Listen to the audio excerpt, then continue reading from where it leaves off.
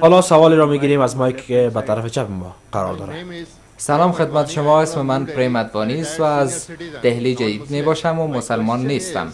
سوال من این است که دین مقدس اسلام گذشته درخشانی دارد و امروز باید درخشانتر از گذشته باشد و منظورم این است که مسلمانان امروز باید شفافیت بیشتر بدهند نسبت به مدارس و مساجد موجود در دین مقدس اسلام و در مورد غیره و غیره، تا اینکه اشخاصی که هنوز مسلمان نیستند آنها مفکوره غلط از این موارد نداشته باشند. منظورم شفافیت است.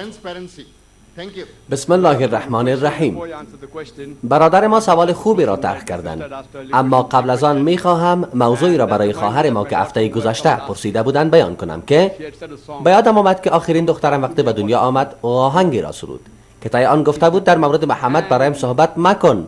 بعد گفت لطفا توجه کنید که چی میگوید، که اگر کلمات را دقیق میشنیدید همه عبارات از سیرت بود که زمان محمد صلی الله علیه و آله و اصحابه و سلم وقتی به جایی میرفت او امراه خوبی را دریافت که بیگانه زن سر صحبت را آغاز کرد و به همراه خود گفت که این محمد اصلا شخص خوبی نیست، مرد خیلی بد است.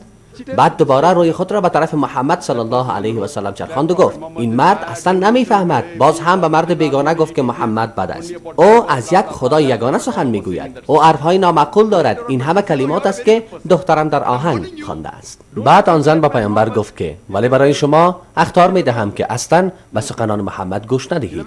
او بسلگوست، نعوذ بالله. او مرد بدی است، نعوذ بالله. و این آن و در آخر رو به سوی محمد کرده و گفت شما مرد خیلی خوبی هستید، خیلی نورانی و زیبا هستید. اسم شما چیست؟ بعد آن زن هیجانی شد و گفت چی؟ آیا من درست میگویم شما محمد هستید؟ بعد آن زن گفت اشهد ان لا اله الا الله و اشهد ان محمد رسول الله. و مردان دیگری که در آنجا نشسته بودند آنها همگی با خود فکر کردند که مردم محمد را خیلی بد میگفتند ولی او خیلی خوب است. همگی مسلمان شدند. خب قبلا وقتی خواهر ما پای هم سوال کردند من را به یاد دخترم انداختند که او از سیرت نبی اکرم گفتند که افراد و اشخاص بعد محمد را می گفتند. وقتی حقیقت را دانستند کلمه خواندند و انشاءالله خواهر ما هم کلمه خواهند خواند و از خداوند متعال می خواهم که او را به روشنایی بکشاند.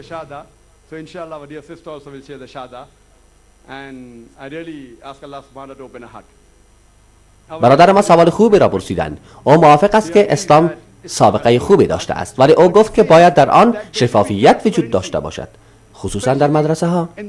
کی نمیگوید؟ من با شما موافق هستم برادر. کی میگوید شفافیت نباشد؟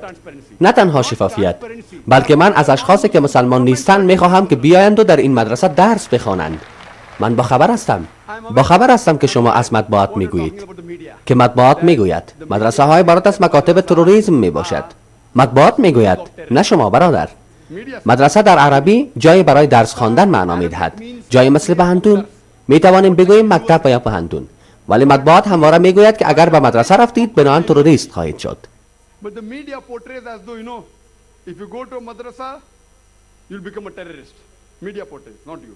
مطبوعات میگوید نه شما. من سوال میکنم که اولین شخصی که تقریبا میلیون ها شخص در جهان را قتل کرد او هتلر بود.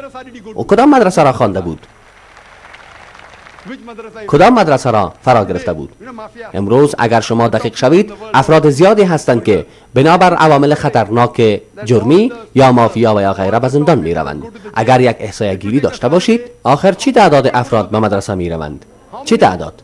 شاید فیصدی کمی باشد ولی اکثریت به پهنتون ها می روند. کدام پهنتون ها؟ پهنتون های مدرن، مکاتب.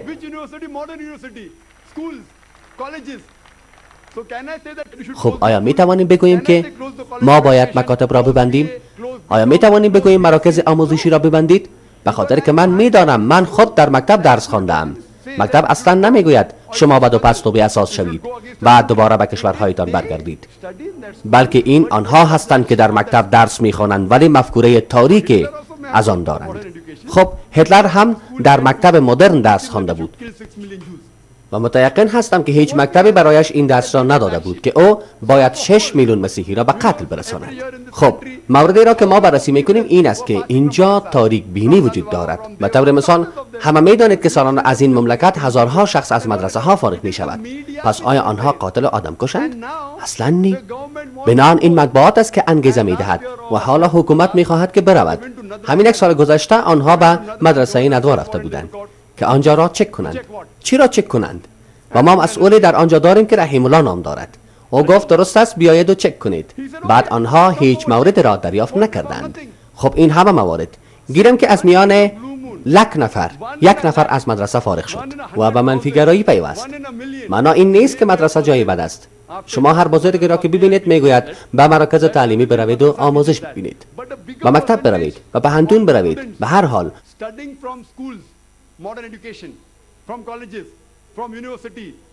which we get degrees of BA, BCom, engineering, doctor, more of the people doing wrong activities and evil activities. So as far as transparency, brother, من با شما در قسمت شفافیت موافق هستم. هیچ مدرسه نمیگوید که نبیاید چک نکنید. مراکز ما همیشه باز است. در مکتب خود ما به فضل خداوند جل جلاله دروس مقایسوی را تدریس میکنیم. We are teaching comparative studies. My student from my school شاگردان من از مکتب من از بهترین هندو کرده هندویزم را میدانند. آنها در مورد مسیحیت بهتر میفهمند تا یک مسیحی و بیشتر در مورد اسلام میدانند تا بهترین مسلمان، به خاطر که ما بر همه آنها توجه داریم. خب وقت سخن از شفافیت به میان میآید من با شما هستم، موافق هستم و همراه شما. هیچ کس نخواهد گفت نبیایید، بیایید ولی منفی گرایی نکنید. هرگز با مفکوره منفی نبیایید، با فکر باز بیایید. هرگز با این حرف ها مقابل نخواهید. منظورم در کل این است که شما امروز بگذارید اشخاصی که هنوز مسلمان نیستند به مدارس بیایند و در آنجا خود نگاه کنند که حقیقت از چی قرار است. شاید حقیقت خوب نباشد و یا برعکس خوب باشد، ولی مهم این است که شما شفافیت بدهید. برادر ما سوال خوبی را طرح کردند. ما باید شفافیت را برای اشخاص غیر مسلمان به میان بیاوریم تا آنها بیایند و در مدارس درس بخوانند. برادر محترم، اولین دعوت را از شما و اطفالتان میکنم که به IRF بیایید. از شما دعوت میکنم.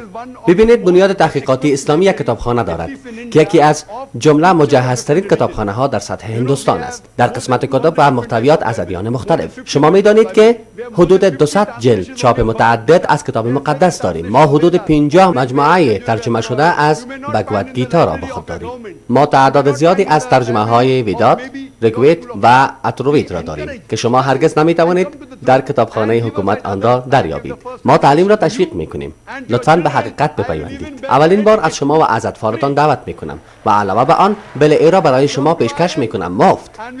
با IRF بیایید و ما از شما استقبال خواهیم کرد. بیایید و ما حقیقت را تدریس خواهیم کرد با هم ان شاء الله. لطفاً عقب مایک از شما تشکری میکنم که پیشنهاد گفتین و در ضمن ما آخرین کوشش خود کردم تا اینکه بتونم این موفقیت را به دست بیارم. عالی است و من برای شما بل ای را فراهم خواهم ساخت.